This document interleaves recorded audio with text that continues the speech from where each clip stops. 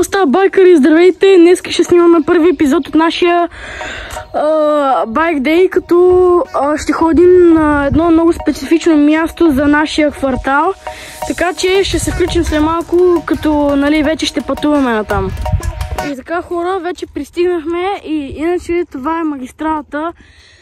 Като тя е изоставена и решихме да дойдем тук, заради експириенса, защото ако го спуснем, ето това горе, сега ще ви го зумна, една секунда, ето това горе, там дето е горе-долу в центъра, просто адреналина е супер голям и ще е много яко да го видите и вие, така че ще се включим отново, вече след като се качиме горе.